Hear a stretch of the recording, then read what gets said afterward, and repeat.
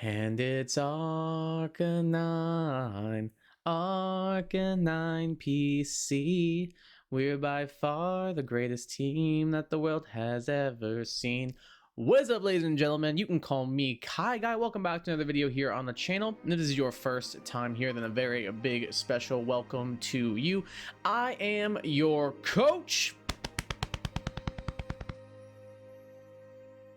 of the Arcanine Pokemon Club. That is Arcanine PC for short, and we are here for the playoffs of the Season 5 NBA. I'm super excited to be here. We are part of the Swarm Division, you guys, you know it. And we are actually also the #1 seed in the division. So a lot of expectations on our shoulders to live up to. If you remember previous season when we won the Truant division, we were the 3 seed. So we're the 1 seed this year. So my cat's meowing, and based on our previous success, we should be one of the favorites. So hopefully I can live up to that hype and bring up another championship. It's a lot of expectations, but I will try my best to live up to them for you guys. I hope you are excited for some more Draft League content, and if you are, definitely leave a like on this video and subscribe if y'all are new around here, because it really helps me out a ton and lets me know you want me to keep making this. We've got another Draft League starting up very soon. In fact, whenever this season ends, it will be starting up almost immediately after. As of this point, we've already drafted our teams, so that's something that'll be interesting. But it's actually going to be a low tier draft, so you won't see mons like Iron Valiant or Dragapult or Kyurem, Sneasler, mons like that, Garchomp. You won't see those kinds of mons in the low tier draft. You will see stinky baby doo-doo mons who are very bad, but that's what makes it fun and interesting. So whenever this season ends, that will be happening up very shortly, so hopefully you guys are excited for that. So make sure you subscribe so you don't miss that. But until then, we have business to take care of. This week in the round 1 of the playoffs, we are taking on Metroshock and her very scary team. She is the 8 seed, we are the 1 seed, but her team is a lot better than I would say her record is. I believe she's 4-4 with a -2 diff, I want to say. Let me double check. She is 4-4 with a -3 diff. Her team is so much better than her record, it's not even funny.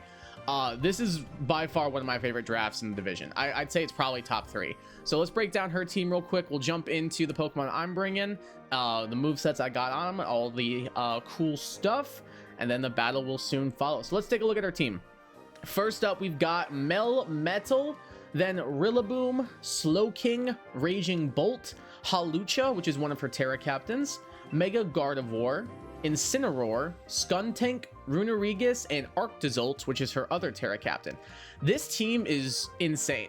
Rillaboom gives grassy terrain to the Raging Bolt, the Slowking, and the Melmetal, and weakens like Earthquake and stuff for Melmetal and Raging Bolt as well. You can Hawlucha Grassy Seed for Unburden boost. That's insane. Getting the passive recovery on Mega Gardevoir is also really good as well. Incineroar is there to be a good Intimidate pivot. She's got the Snow Splash with Slowking, Chilly Reception into the Slush Rush Arctozolt. This team is insane. I love this team to pieces, so I'm excited that we're going to be able to take it on, and hopefully we don't get absolutely molly-whopped. That would be ideal, I would say. As for the 6 I expect her to bring, I think Melmetal Rillaboom is a good bring on her part. Probably Slowking, Raging Bolt. Honestly, if I'm her, I just bring the first 6, like straight up. I bring Melmetal, Rillaboom, Slowking, Raging Bolt, Hawlucha, Mega Gardevoir. Maybe you swap out Mega Gardevoir for Arctozolt. I think there is a world where that happens. So that's a possibility. However, I think that Mega Gardevoir also looks really good into my team, so I wouldn't be surprised if she brought it. So that's kind of what I'm thinking at the moment. So these are the 6 that I've chosen. We'll break down their movesets, all of that stuff, and then we'll jump into the battle. So starting off, we've got, excuse me, I did not nickname you. Where are my manners? Large Body, the Mega Aggron, holding the Aggronite with Heavy Metal, and the move Stealth Rock, Roar, Body Press, Heavy Slam. This is kind of here to be a go-to answer for any physical attackers. Something like the Melmetal, who I believe does get Stomping Tantrum and probably Earthquake. I doubt she brings EQ on Melm just because it gets weakened in her own grassy terrain, unless she doesn't bring Rilla, but I think Rilla's super good into me. So we'll see about that. So it can be a good shutdown for something like the Melm, for something like the Hawlucha. Even if Hawlucha's +2, we still guarantee to live a close combat, and we can roar it out and negate any setup it might have done, especially if it's already used its Grassy Seed as an example for Unburden. So that's really nice because you can roar that out, and then we don't have to worry about Unburden shenanigans afterwards. Stealth Rock is here just to get some passive damage off on everything. If she's not running boots on something like the Rillaboom or the Arctozolt, those things taking chip for us are super nice.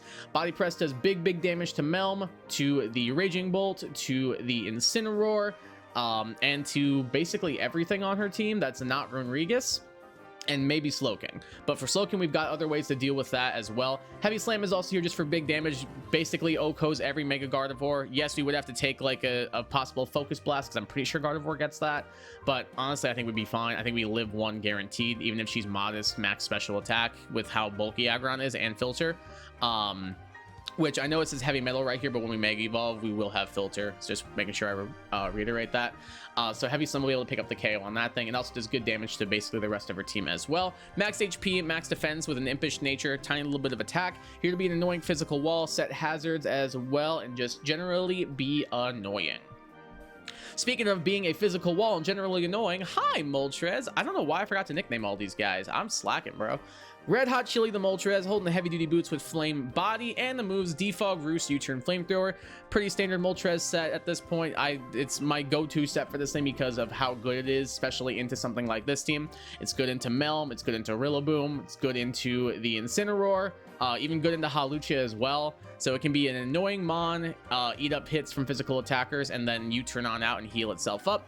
Also has Defog to get rid of any hazards. She's got possible T-Spikes on the Skuntank, Stealth Rock Runerigus.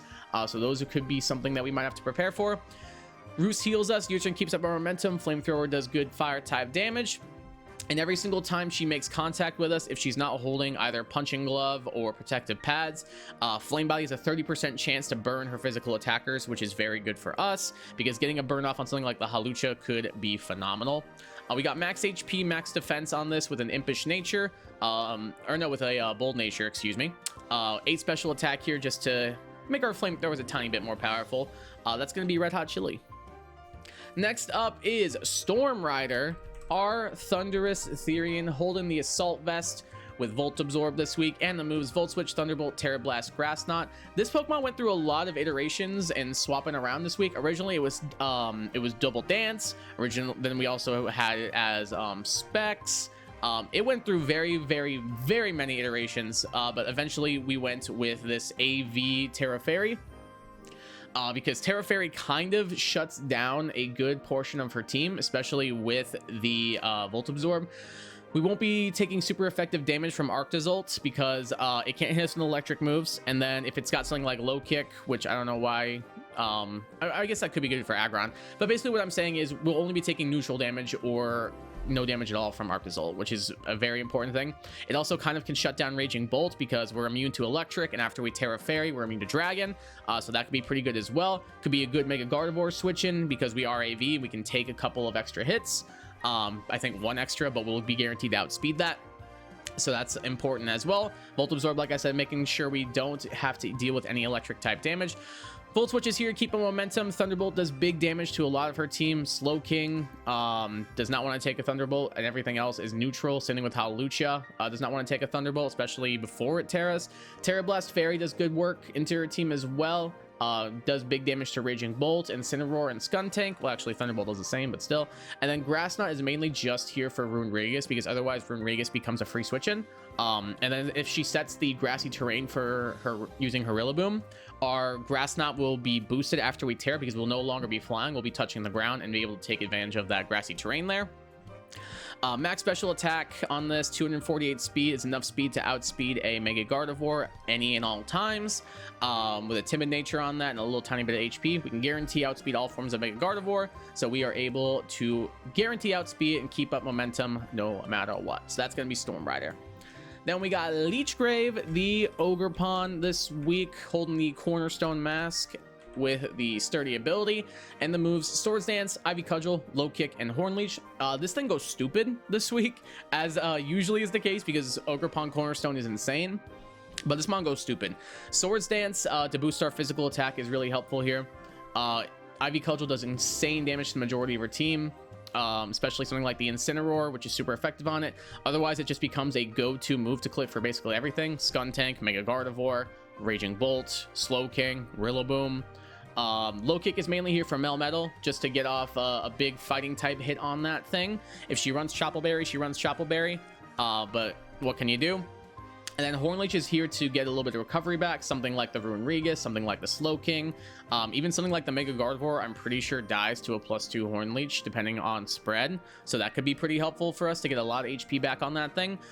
So that's very, very nice. We got 252 attack on this guy, 176 speed. Jolly Nature guarantees again to outspeed any form of Mega Gardevoir, because the only other mon that outspeeds her this thing on her team is the Hawlucha, so we can't outspeed that anyway. So we sped prep the Mega Gardevoir here to make sure we can outspeed everything else, barring any choice Scarfers. A little bit of Jolly Nature on there to boost that speed up, and then 80 HP gives us a tiny little bit of extra bulk that we can maybe use to live an extra hit or two. But thanks to our sturdy, we'll guarantee live any one hit as long as there are no hazards up, which again is why we have Defog on Red Hot Chili. Next up, we got Garchomp, Behemoth the Garchomp, holding loaded dice, and has the Rough Skin ability with Swords Dance, Iron Head, Scale Shot, Stomping Tantrum. So looking at her team here, this is a pretty good setup sweeper as well. So thinking about it, I was like, okay, Swords Dance to boost our physical attack is really nice here. Loaded dice also guarantees our scale shots to hit at least 4 times to boost our speed.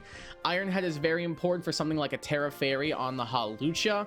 And then Stomping Tantrum is here over Earthquake just because it's not weakened in the grassy terrain and still will do really good damage to something like the Melmetal or the Incineroar or the Skuntank. So that's kind of why we have this instead of EQ this week. But this thing looks crazy good here.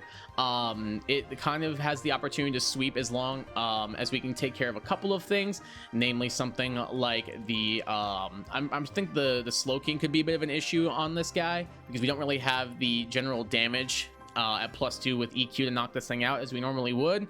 And if she runs Ice Beam, that could be a little bit annoying. I almost had Yachi Berry on this thing this week, but the dice scale shot's just too good, man. I don't know what you want from me.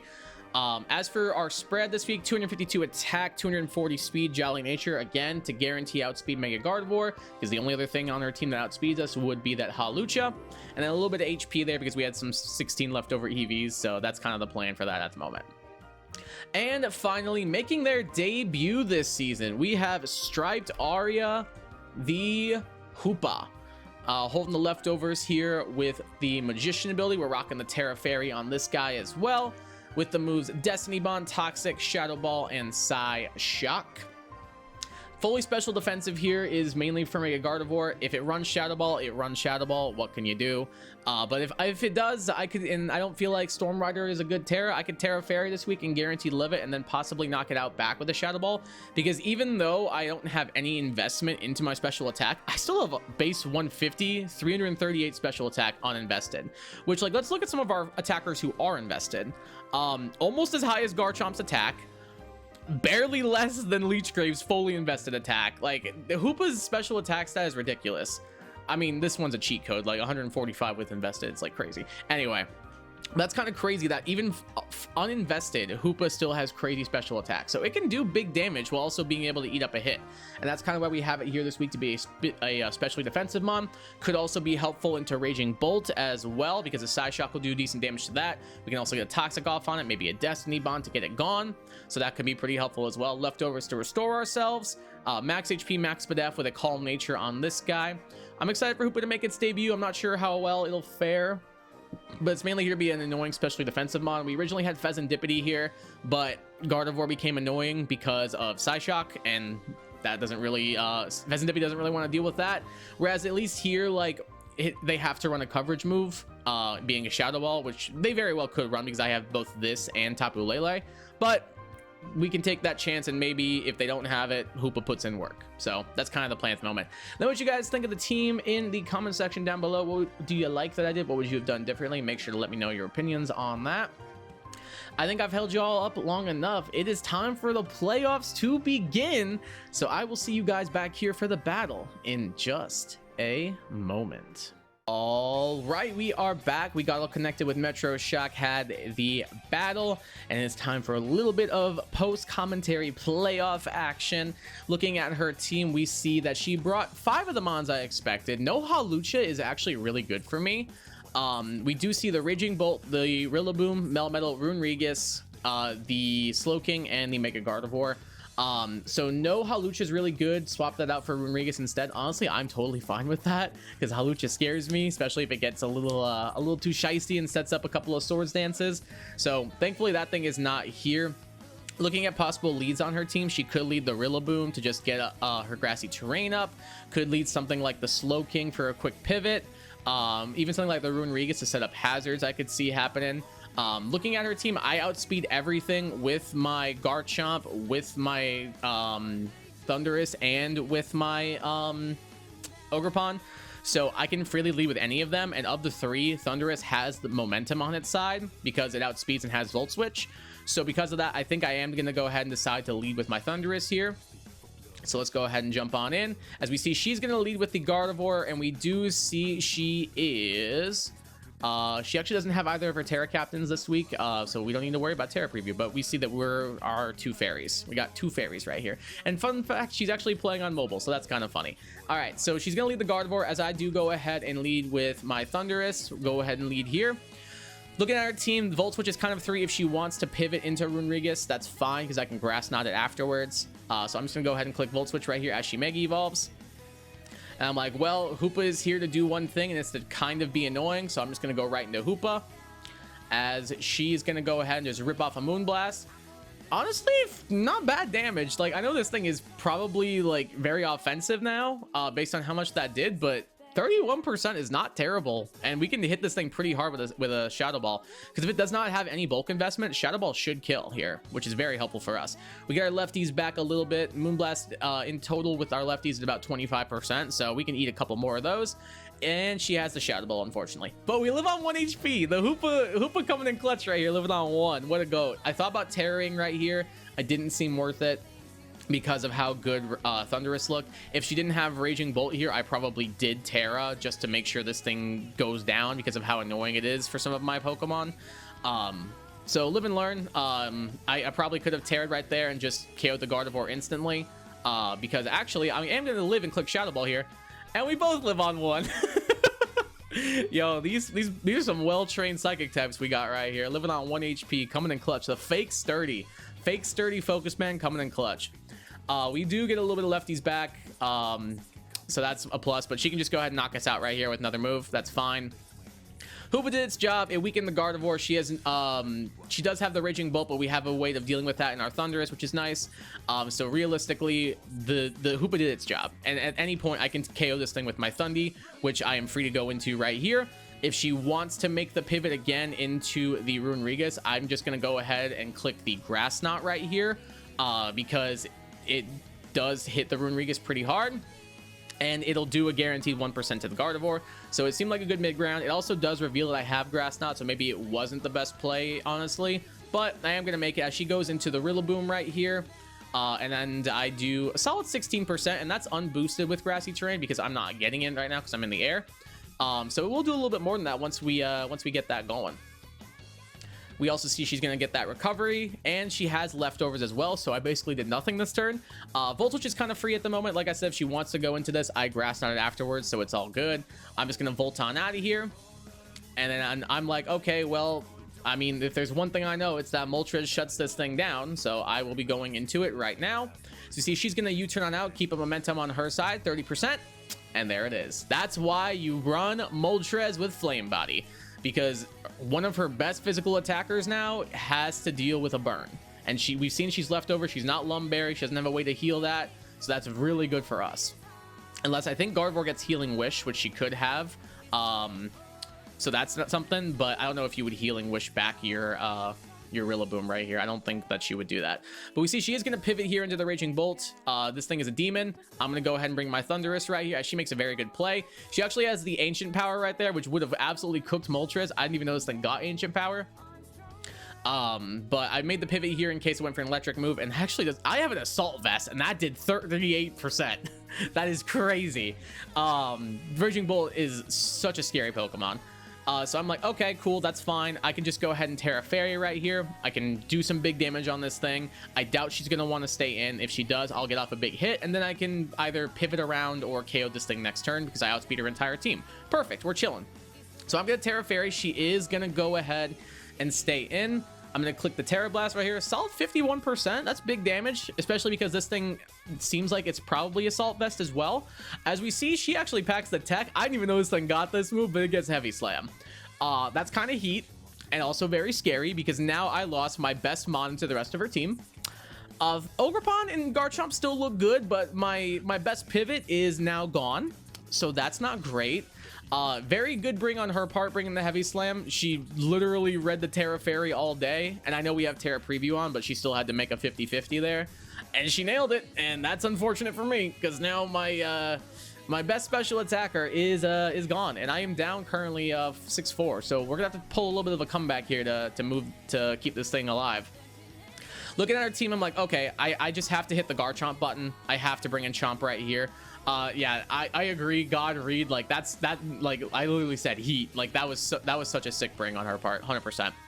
So looking at her team, I'm like, all right, I have to click the Garchomp button right here, and I'm gonna it's either I Scale Shot here or I Stomping Tantrum here. I think either one is fine. If Scale Shot misses and she Draco's me though, I'm pretty sure I just lose the game.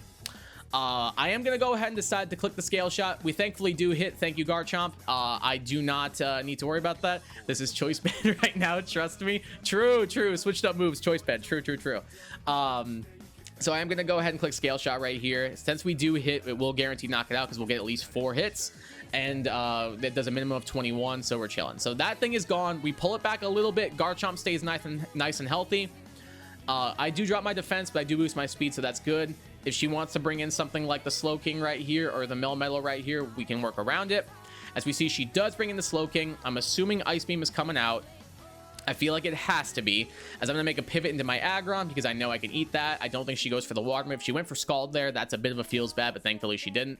So I'm just going to only take about 16% right there, and I can freely Mega Evolve right here.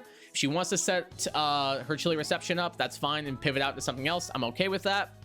I'll get my rocks up right here because now that Gardevoir is KO'd on switching. She has no hazard removal on her side. So as soon as Gardevoir switches in, that's a free KO for you, boy. So technically it is now it's technically 4-4, but she could use the Gardevoir as a sack to get a free switch in. So even though it's technically even now because these rocks are up, we're still feeling a little bit behind at the moment. We do have good damage on the Rillaboom as well as it being burned, but Melm being at full HP and Slowking is a bit of a feels bad. She is going to pivot into a rune right here, possibly to set up her own hazards, maybe Stealth Rocks. She also could go for something like an Earthquake, but I think I should eat it. I'm just going to go ahead and click the Heavy Slam. Solid 31% is very nice for us. So this looks like it could be a decent 3-hit KO depending on what her item is. We do lose our Filter, which is a bit unfortunate. She's going to Mean Look. So if she's not lefties, I think that's actually okay with me. And she's not. And she's going to take another Heavy Slam. So because she's not lefties, that's actually, I think, pretty good for me. Because I think we can 1v1 this now. And if ever she switches out, we'll be able to switch out. So I'm going to click that, and it does a solid 33%. So we're getting a nice roll there. So this next one should KO based on these first couple of rolls. And then this thing will go down, and Aggron will be chilling like a villain. We see she's got the Nightshade. Very good bring on her part to be able to do good damage to my Ag. But not good enough. We're still above half HP, and another Heavy Slam will KO this thing. If she wants to switch, she can, but she does not. And we're pulling this back a little bit because of how bulky this damn Pokemon is. Mega Aggron is insane. I would draft this thing a million times over if I could. Mega Ag plus Moltres. I love this combination so much. It's so good. So looking at our team now, Rillaboom's gonna come in. That's fine. I'm okay with this, I think. I kind of wish I would have had Mola this week, because if I had Mola being able to Wish Patch to Aggron, I think I just win the game. Because she has nothing that can KO Aggron. Nothing. Because I'm pretty sure, looking at her team, she's probably AV on Melm. I don't think she's like bulk up or anything. So I can just freely body press that into the next dimension. Aggron basically wins at this point if I have a Mola. Unfortunately, I don't, so I have to play a little bit more cautiously. Rillaboom is going to set the grassy terrain for me, which I'm okay with, because now I'll be getting a little bit of healing. They do have the Leech Seed, which is fine, but Heavy Slam's going to do a big chunk of damage, and Burn will cancel out partial lefties. They do get good HP back here, but the Burn brings it down to 39, which is what the previous Heavy Slam did. So honestly, if we can pick up the KO here, this could be really good for Aggron. She's going to go for the high horsepower, only does 11%. I don't think I have filter anymore because Wandering Spirit is what is my ability. So if I wouldn't have lost my filter right here, I think the smart play probably would have been to switch out into like something like Moltres here. The only issue is Moltres invites in Melm. Because it's probably got like a Thunder Punch or a Rock Move or something, but we can also click Flamethrower into it and we should be able to outspeed it. But if we still had Filter right here, we would be taking next to nothing, to the point where we would be healing ourselves in her grassy terrain with the lack of damage we'd be doing because of this thing being burned and because of Filter. That's crazy. Aggron's insane, man. I'm just going to go ahead and click the Heavy Slam again right here, and it is not enough. If that was enough, that would have been huge.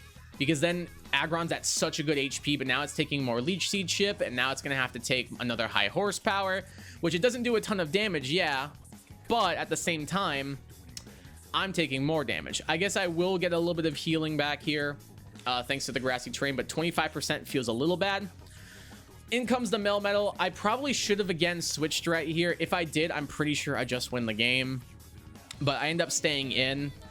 Thinking I'm like, okay, I have a chance to still live this, and a body press does good damage. I forgot I didn't have filter anymore, unfortunately, so she's gonna high horsepower and it is gonna pick up the KO. I should have switched there into Moltres and just flamed into something like a body press, and I'm pretty sure Aggron just chills, because I think we would live a high horsepower here unless she was choice banned. But live and learn. It's unfortunate, but this thing also is gonna lose its Iron Fist, so it now has Wandering Spirit. And my Moltres switching is kind of free right here. She wants to switch, so be it. She does bring in the Slow King. I thought about clicking U-turn right here to keep momentum, but I do just go for the Flamethrower right there. She's going to get her Grassy Terrain recovery, but it is gone now. I'm going to Roost. I make a bit of a faux pas right here. Probably should have just clicked the U-turn and pivoted into something like Ogerpon. Live and learn. I don't really know why I roosted right there. I wish I had an explanation for it. I think I didn't want her to chili after me and get momentum, so I was like, okay, predicting her to chili, I'll roost right here and see what she wants to do, because she either has to bring in the Gardevoir to sack it or has to bring in the Melmetal on a Moltres, which like she probably doesn't really want to do very much. So I was like, I'll roost here. I know I'm basically at full HP, that's fine. And then if she goes for the teleport or the chili, which we've seen she is teleport, not chili, I can kind of go from there. So unfortunately though, she actually is going to go ahead and click the Trick Room. And this is where I was like, oh, that's real bad for me. Because all of the rest of my mons are speedy, and Melmetal getting a Trick Room speed boost is not very agreeable for me. I'm going to click U-turn as she makes a smart play and goes for teleport. I'm going to bring in my Chomp. If she wants to bring in the Melm, that's okay with me. If she wants to bring in the Gardevoir to sack it, that's also fine. She is going to teleport right there out into the Melm. That's fine. I'm like, okay, I can click the Stomping Tantrum right here. It'll do good damage. As long as she's not weakness policy, I should be able to stall this out with Moltres and be okay. So that's the plan. She's got double Iron Bash. She has the protective pad, so she will be not taking Rough Skin right there, which is very bad for me. I am going to go for the Stomping Tantrum. It does good damage, not enough. Take us down to 50% to the point where a Moltres Flamethrower probably kills, but we still have to deal with the Slow King, and that getting recovery from Regenerator is a bit annoying. Especially because we are not giving this thing chip damage. She goes for the Rock Slide here, makes a good play, because if I pivot into Moltres, that would have been very annoying for her. And Rock Slide still would kill anyway. She had to risk the miss. She hit. That's fine. Looking at it, I'm like, okay, I can do some quick calcs. I know for sure Moltres will eat one Rock Slide, because it's not stab, and I'm very bulky. As long as it doesn't flinch, we're okay. So I'm like, I'm going to go into Moltres. I'm going to click Flamethrower. And then I think Ogerpon can win, because as long as I live this, Flamethrower will do good damage, if not KO. Then Ogerpon comes in and can click Horn Leech and Low Kick to win the game. So I'm like, all right, Moltres, get out here. As we see, she does pack the Rock Slide. No flinch.